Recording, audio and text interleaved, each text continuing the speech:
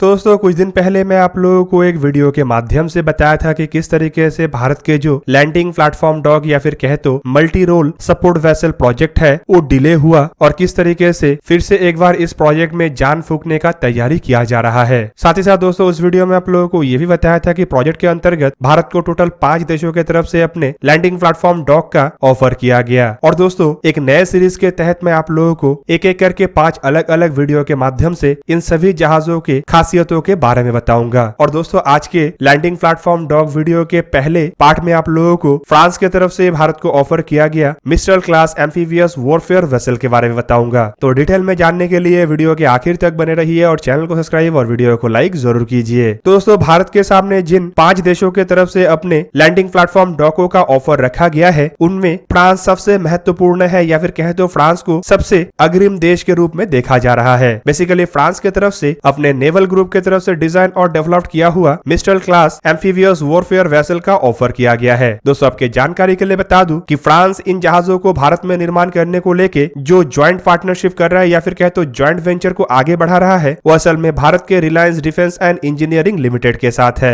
दोस्तों रिपोर्ट के मुताबिक mistral class amphibious assault ship को हेलीकॉप्टर कैरियर भी कहा जाता है। ये फ्रांस के प्रोजेक्शन एंड कमांड शिप के रूप में भी इस्तेमाल होता है। दोस्तों मिस्ट्रल क्लास के ये जो जहाज है इसके पास हेलीकॉप्टरों को डिप्लॉय करने का या ट्रांसपोर्ट करने का क्षमता के अलावा टैंक, बराजेस, सोल्जर्स, एम्फीबियस क्राफ्टों को भी डिप्लॉय करने का क्षमता है। और ऊपर से अगर देखा जाए तो इसे कमांड एंड कंट्रोल सेंटर के रूप में भी इस्तेमाल किया जा सकता है और साथ ही साथ इसे एक हॉस्पिटल के जहाज के रूप में भी इस्तेमाल किया जा सकता है क्योंकि इसमें 69 बेड वाला एक हॉस्पिटल भी है। दोस्तों फ्रांस की तरफ से मिस्ट्रल क्लास के जहाजों के ऊपर काम साल 2000 के आसपास शुरू किया गया। बताया जाता है कि फ्रांस के नेवल ग्रुप जो कि पहले DCNS के नाम से पहचाना जाता था उसके द्वारा टोटल ऐसे 5 जहाजों का निर्माण किया गया है जिनमें 3 जहाज तो फ्रेंच के बेड़े में है जबकि बाकी के 2 जहाज इजिप्शियन नेवी के बेड़े में है। दोस्तों इन जहाजों में से पहला जहाज फ्रेंच बेड़े में साल 2006 में कमीशन किया गया और रिपोर्ट के मुताबिक उसके बाद और एक जहाज भी उसी साल कमीशन हुआ जबकि फ्रेंच बेड़े के सबसे आखिरी जहाज साल 2012 में कमीशन किया गया। दोस्तों इजिप्ट के पास जो 2 जहाज है उनमें से पहला जहाज भी साल 2016 में कमीशन हुआ जबकि दूसरे जहाज को भी साल 2016 में ही कमीशन किया गया। दोस्तों इन 5 जहाजों में पहले जहाज का नाम ही मिस्ट्रल था जिस कारण से इस श्रेणी के सभी जहाजों को मिस्ट्रल क्लास जहाज कहा जाता है। दोस्तों जहाज की अगर क्षमता को देखा जाए तो आपके जानकारी के लिए बता दूं ये करीबन 16,500 टन के जहाज है और फुल लोड के साथ इसका वजन करीब 21,500 टन के आसपास होता है। जहाज का लंबाई करीब 199 मीटर मतलब 652 फीट 11 इंच के आसपास है जबकि इसका चौड़ाई 32 मीटर मतलब करीबन 105 फीट के आसपास है। जहाज का ड्रॉट 6.3 मीटर मतलब 20 फीट 8 इंच के आसपास है। और दोस्तों इससे आप लोगों को समझ में आ गया होगा कि ये जहाज आकार में असल में कितना बड़ा है। हालांकि दोस्तों जहाज को एयरक्राफ्ट कैरियर के जैसे इतने बड़े जहाज के रूप में नहीं देखा जाता है लेकिन दोस्तों ये एयरक्राफ्ट कैरियर के बाद दूसरा सबसे बड़ा ऑपरेशनल जहाज है। दोस्तों मिस्ट्रल क्लास के ये एम्फीबियस असॉल्ट शिप को दुनिया के सबसे अधिक चाहे जाने वाले जहाजों में गिना जाता है। और दोस्तों मैं ये इसीलिए कह रहा हूँ क्योंकि केवल मात्र फ्रांस और इजिप्ट के बेड़े में होने के बावजूद इस तरीके के जहाज को लेकर कई सारे देशों के द्वारा इंटरेस्ट जताया गया है। इवन दोस्तों आपके जानकारी के लिए बता दूं कि इजिप्ट के बेड़े में जो जहाज है वो असल में रशिया के द्वारा परचेस किया गया था पर जब फ्रांस के द्वारा ये दोनों जहाजों को लगभग तैयार कर लिया गया था और रशिया को डिलीवर करने के लिए तैयारी किया जा रहा था तब रशिया के द्वारा क्रीमिया के ऊपर हमला कर दिया गया और इस कारण फ्रांस के तरफ से एक तरीके का प्रतिबंध लगाते हुए इन जहाजों को रशिया को डिलीवर नहीं किया गया और दोस्तों इस कारण से इन जहाजों को बाद में इजिप्ट को भेज दिया गया। हालांकि उस दरमियान ये भी चर्चा में था शायद इजिप्ट के जगह में भारत इन जहाजों को खरीदे क्योंकि उस दरमियान भी भारत के जो मल्टी रोल सपोर्ट वेसल के प्रोजेक्ट था उसके अंतर्गत फ्रांस के तरफ से अपने मिस्ट्रल क्लास जहाजों का ऑफर किया गया था। हालांकि भारत के द्वारा टोटल 4 जहाज खरीदने का बात रखा गया था इस कारण शायद भारत ये 2 रशियन नेवी के लिए बनाए गए जहाजों को खरीदने की तरफ आगे नहीं बढ़ा। इवन उस दरमियान भारत की तरफ से भी उतना अधिक इंटरेस्ट नहीं दिखाया गया। हालांकि दोस्तों ये खाली भारत के ही इंटरेस्ट में नहीं है बल्कि रिपोर्ट के मुताबिक भारत से पहले भी कई सारे देश फ्रांस के मिस्ट्रल क्लास के जहाजों को लेकर अपना इंटरेस्ट जता चुका है जिनमें साल 2012 में रॉयल कैनेडियन नेवी की तरफ से 2 ऐसे जहाजों को खरीदने का इंटरेस्ट जताया गया था जिनमें इन 2 जहाजों को कनाडा में तैयार करने के साथ साथ एक तीसरे जहाज को भी तैयार करने का इरादा रखा गया। हालांकि इसे लेके कोई ज्यादा बात आगे नहीं बढ़ा लेकिन साल 2015 में रशिया के लिए बनाए गए जहाजों को लेके भी कनाडा की तरफ से थोड़ा बहुत इंटरेस्ट दिखाया गया था। तो साल 2011 में पॉलिश नेवी की तरफ से भी मिस्ट्रल क्लास जहाजों को खरीदने को लेके इंटरेस्ट जताया गया और यह भी जानकारी दिया गया था कि मिस्ट्रल क्लास के इन जहाजों को लेके पॉलिश नेवी फ्रांस के साथ बातचीत भी कर रहा है। दोस्तों मिस्ट्रल क्लास जहाज को लेके ब्राजील और टर्की के तरफ से भी काफी इंटरेस्ट दिया जा चुका है, जिनमें ब्राजील फ्रांस के एक बहुत ही पुराने एलाई देश है जो फ्रांस से एयरक्राफ्ट कैरियरों को भी खरीद चुका है। तो वहीं पे टर्की के द्वारा फ्रांस के जहाज को ना खरीद के हुआन कार्लो के बेस पे अपने टीजीएस एनाडोलो को निर्माण किया जा रहा है। इवन दोस्तों आपके जानकारी के लिए बता दूं कि भारत को किए गए ऑफर को और मजबूत करने के लिए वरुणा 21 मतलब साल 2021 में आयोजित इंडो फ्रांस नेवल एक्सरसाइज के दरमियान भी फ्रांस के तरफ से अपने mister class amphibious assault ship को भेजा गया था और भारतीय नौसेना के अधिकारियों के द्वारा इस जहाज को बारीकी से देखा भी गया था। दोस्तों जहाज की अगर अन्य कैपेबिलिटी को हम देखें तो आपके जानकारी के लिए बता दूं कि ये 21,500 टन के भारी जहाज को ऑपरेट करने के लिए 3 डीजल ऑल्टरनेटर 16 V32 इंजन का इस्तेमाल होता है और एक ऑक्सिलरी डीजल ऑल्टरनेटर 18 V200 का भी इस्तेमाल होता है। इनमें से 16 V32 का क्षमता करीबन 6.2 मेगावाट का है, जबकि 18 V200 का क्षमता करीब 3 मेगावाट का है। इसमें प्रोपल्शन के लिए 2 रोल्स रॉयस के थ्रस्टर का इस्तेमाल किया गया है, जिनमें हर एक को इस्तेमाल करने के लिए 7 मेगावाट का पावर आवश्यकता होता है, जबकि इनमें से हर एक थ्रस्टर में 5 ब्लेड वाले प्रोपेलर है। दोस्तों इन सभी